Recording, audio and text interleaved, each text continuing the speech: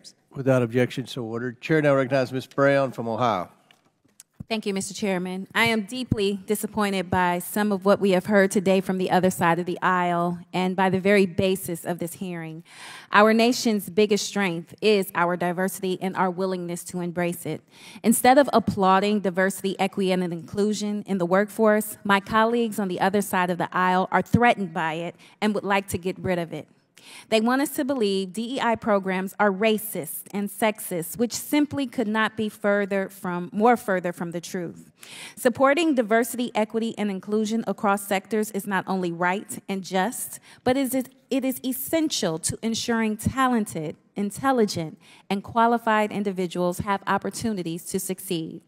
Diversity in the workforce has been shown to increase profits. According to Glassdoor, over 75% of job seekers say diversity is an important factor when considering a job opportunity. Employees who work in diverse and inclusive environments are more likely to stay with their employer.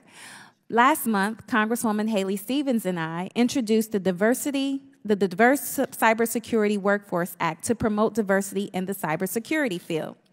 Let's break down the makeup of the cybersecurity workforce. 9% are Black, 4% are Hispanic, 1% is Native American, and only 24% are women.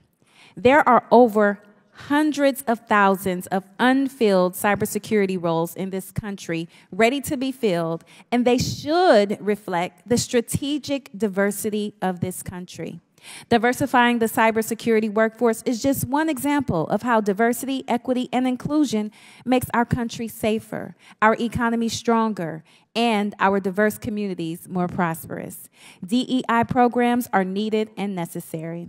So, Ms. Wiley, if you could share with us why it is important for both the private and public sector to be intentional about incorporating diversity, equity, and inclusion efforts, particularly in recruitment and talent development. Thank you for that question. And as corporations themselves have pointed out, both being in compliance with the law as they do it, but it has increased their ability to be competitive. The more diverse the workplace, the more competitive the business. There's data and research behind this.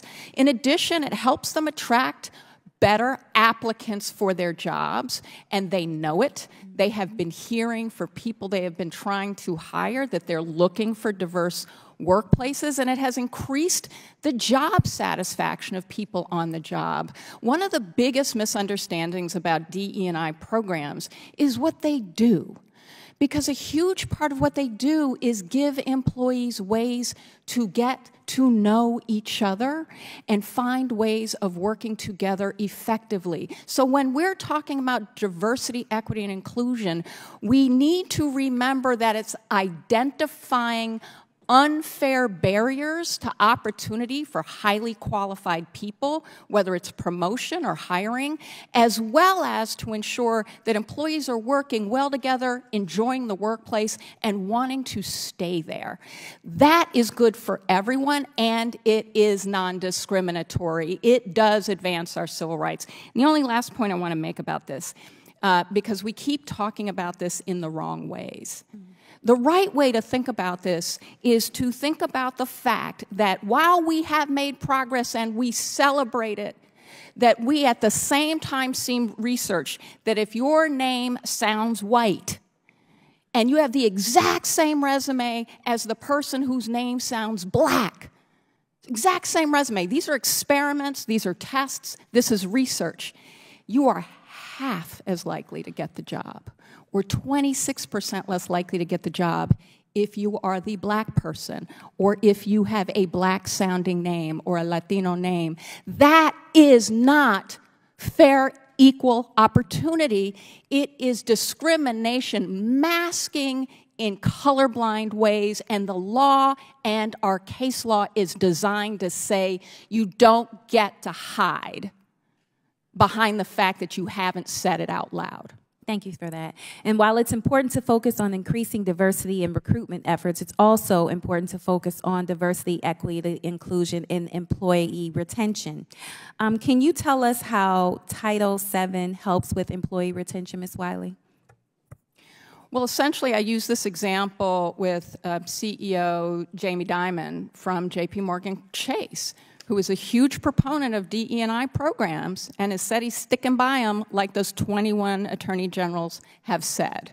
But part of what it helped him do is see when he was losing talent he didn't want to lose, black employees who were passed over for promotion, it helped identify where and how they could create more fair, more practically important opportunities to ensure that the opportunities were available for advancement for people who are black who are qualified for the promotion.